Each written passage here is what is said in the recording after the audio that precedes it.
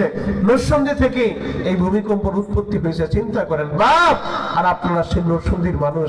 আল্লাহ আমাদেরকে কতটা ভালোবাসে, আল্লাহ ভূমিকম্প দিয়ে আমাদেরকে সতর্ক করছে, সিগন্যাল দিয়েছে, যুবক এখনো সময় আছে, ফিরে আসো, এখনো সময় আছে, তওবা করো, এখনো সময় আছে, কোরআন ধরো, এখনো সময় আছে, আল্লাহর পথে চলো, এখনো সময় আছে, ইহদিনাস সিরাতাল মুস্তাকিম, সোজা রাস্তায় চইলা চিরসুখময় জান্নাতের মেহমান হও। কথা বলা ঠিক কিনা?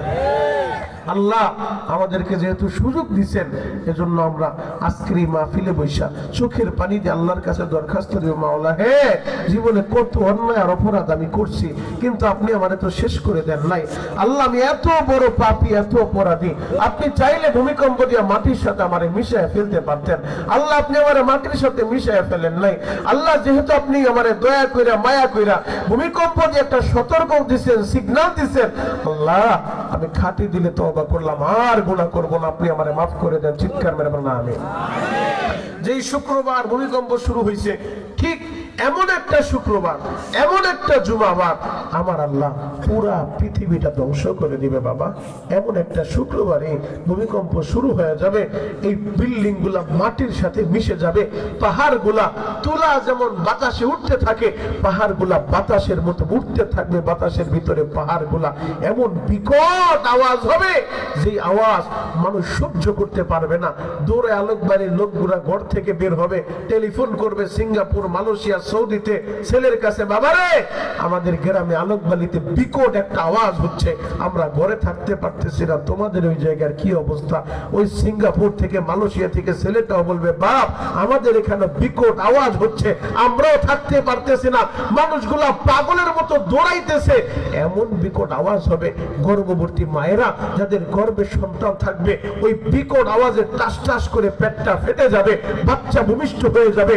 আহারে মায়েরা পাগলের মতো ছুটতে থাকবে, মানুষগুলা পাগলের মতো দৌড়াইতে থাকবে। আল্লাহ বলে, নবীজি এরা পাগলের মতো দৌড়াবে, তবে এরা কেউ পাগল না, পাগল না, সবাই পাগলের মতো দৌড়াইতে থাকবে। যুবক, গোটা জগৎটা আল্লাহ শেষ করে দিবে, দুনিয়াটা আল্লাহ ধ্বংস করে দিবে। কার জন্য পাগল হইলা? ঠিক এমন একটা শুক্রবারই গোটা পৃথিবীটা আল্লাহ ধ্বংস করে দিবে।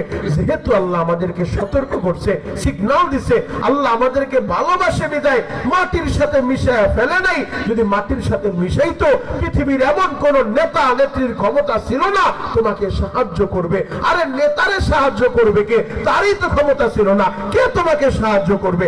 আল্লাহ সাহায্য করছে, আল্লাহ ভালোবাসে। আল্লাহ চাই নাই গুনাহ অবস্থায় তোমার আমারে দুনিয়া থেকে নিয়ে যাবে। যদি গুনাহগার অবস্থায় নিয়ে যায়, আমাদেরকে তো জাহান্নামে যেতে হবে। এই জন্য আল্লাহ সতর্ক কইরা সিগন্যাল দিয়া সুযোগ করে দিছে, বান্দা আমি তোমারে শেষ করে দেই নাই, তোমারে সুযোগ দিলাম তওবা করার, কিন্তু চূড়ান্ত শুক্রবার দিন, চূড়ান্ত ভূমিকম্প যেই দিন শুরু হয়ে যাবে, যেই দিন কিয়ামত শুরু হয়ে যাবে, ওই দিন কিন্তু আর সুযোগ পাইবা না, পাইবা না। ওই দিন মানুষগুলা যখন দেখবে বিকট আওয়াজ, পুরা দুনিয়া ধ্বংস হয়ে যাচ্ছে, মানুষগুলা দলে দলে একটা দৌড় বাইরা মসজিদের সামনে চলে যাবে, মসজিদের ভিতরে যায় কোরআন শরীফটা হাতে নিবে তওবা করার জন্য। যে বিকট আওয়াজ আর সহ্য হয় না, পাহাড়গুলা তুলার মতো উঠতেছে, আমরা দৌড়ায় যাই, মসজিদে যায় আশ্রয় নেই, মসজিদে যায় কোরআনটা খুলবে কোরআন পড়ার জন্য। কোরআনটা যখন খুলবে বাপ, দেখবে কোরআন সাদা কাগজ ঠিকই আছে, কালো অক্ষরগুলো আর নাই, কালো অক্ষরগুলো আসমানে চইলা গেছে, আল্লাহ উঠায় নিছে কাগজের কোরআন, সাদা কোরআন পড়ে আছে, তওবার দরজাটা বন্ধ হয়ে যাবে। তখন যতই চিৎকার মারবা আর কাজ হবে না, কাজ হবে না।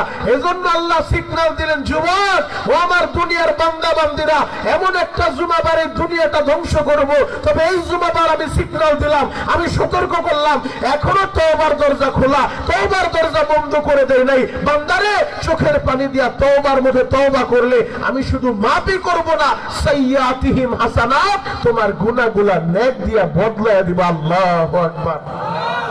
আরো জোরে বলেন বাবা, আল্লাহু আকবার। তাহলে তওবা করার দরকার আছে না নাই? আরো জোরে বলেন, আছে না নাই? হে যুবক ভাইরা, হাজী সাহেব বাবাজিরা, ডানেবা নজর নাই, এক নজরে তাকায় থাকেন গো বাবা। আমার আল্লাহ যেহেতু ভূমিকম্প দিয়ে আমাদের শেষ করে দেয় নাই, আমার আল্লাহ আমাদেরকে সুযোগ করে দিলেন, তওবার জন্য ব্যবস্থা করে দিলেন। আজকের এই মাহফিলে বৈশা চোখের পানি সরাইয়া আল্লাহর কাছে দরখাস্ত দিবেন, ও দয়ার আল্লাহ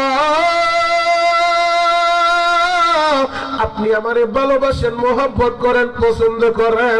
আল্লাহ আমি বুঝতে পারি নাই রে আল্লাহ, আপনি আমারে এতটাই ভালোবাসেন, আমারে ভূমিকম্প দিয়ে শেষ করে দেন নাই, আমারে ট্রাকের চাকার নিচে ফালা শেষ করে দেন নাই, আমারে আগুনে পুড়ে মারেন নাই রে আল্লাহ, আপনি আমারে সুযোগ দিয়েছেন, আমি বুঝতে পারছি আপনি আমারে ভালোবাসেন।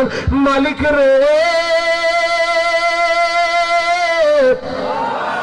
আপনি যেহেতু আমারে ভালোবাসেন, আমিও তওবা কইরা আজ থেকে ইহদিনাস সিরাতাল মুস্তাকিম, সোজা রাস্তায় চলবো, আজ থেকে আপনার গোলামি করব, আপনার হাবিবের তরিকা অনুযায়ী চলবো। আল্লাহ আর ভুল পথে পা বাড়াবো না, আর গুনাহের পথে পা বাড়াবো না, আর সুদের খাতায় নাম লেখাইবো না।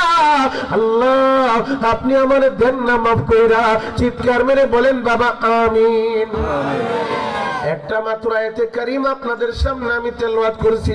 এই আয়াতের মধ্যে আমার আল্লাহ দুইটা গুণের কথা উল্লেখ করছেন। কয়টা? সবাই বলেন, একসাথে বলেন। আপনাদের খারাপ লাগতেছে? কষ্ট হয়?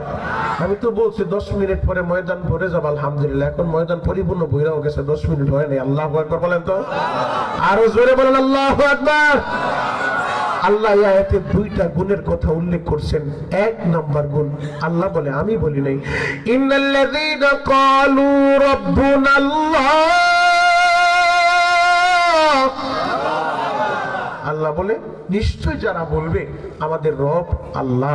আমাদের রব কে? সবাই বলে বাপ খোদার কসম করে বলে, আমি যত সময় আলোচনা করব দুনিয়ার কোন নেতা নেত্রীর নাম একবার আমি নিতে বলবো না, আমি বলবো না একবারও জিয়ার নাম আপনি নেন, একবারও আপনি বঙ্গবন্ধুর নাম নেন, এই কথা আমি বলবো না। আমি কোনো দলের দালালি করতে এই জায়গায় আসি নাই, আমি কোনো পীরের দালালি করতে এই জায়গায় আসি নাই। আমি প্রতিদিন সারা বাংলাদেশে ঘুরে ঘুরে একটা কথাই বলি, আমার চেয়ারের ডানে বামে বহু এমপি মন্ত্রী বসা থাকে, তাদের সামনে ওইভাবে চেয়ার বাড়ি দিয়ে বলি, কোন দলের দালালে আমি করি না। এই 3.5 হাত বডির ভিতরে যতদিন প্রাণ থাকবে হকের পক্ষে, ইসলামের পক্ষে এই কণ্ঠ আওয়াজ উঠবে। কথা বলা ঠিক কিনা?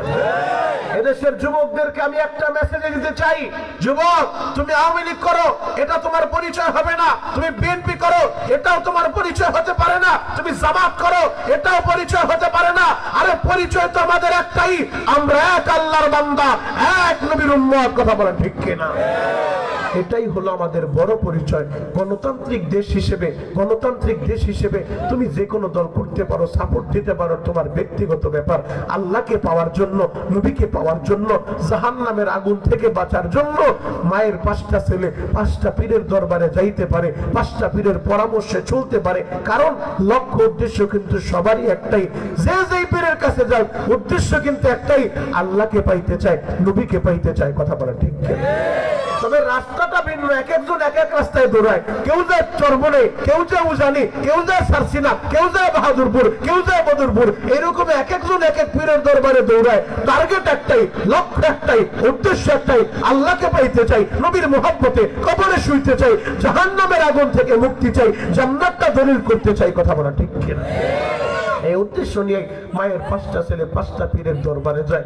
বাবা যে যেই পীরের দরে যাক, যে যেই দল করুক, দল আপনার দলের জায়গায় রাখেন, পীর আপনার পীরের জায়গায় রাখেন। আমি যত সময় আলোচনা করব ওই দল টানার সুযোগ নাই, পীর টানার সুযোগ নাই। একটা কথাই আমার সাথে জবাব দিবেন, আমাদের আল্লাহ কয়জন? সবাই বলেন, আরো জোরে বলেন। যে যেই পীরের কাছে যান, আল্লাহ আমাদের একজন, নবী আমাদের একজন, আল্লাহ এক, নবী এক, কাবা এক, মদিনা এক, কোরআন এক। কথা বলেন ঠিক কিনা? তাহলে দল মত নির্বিশেষে জবাব দেন সর্বময় ক্ষমতার মালিককে। আরো জোরে বলেন। যুবক আমার আল্লাহ সেই কথাটাই বলেন, যারা বলবে রব আমাদের আল্লাহ, আমাদের রব আল্লাহ, আপনিও বলছেন আমিও বলছি, আল্লাহ আয়াতে 2টা গুণের কথা বলছেন।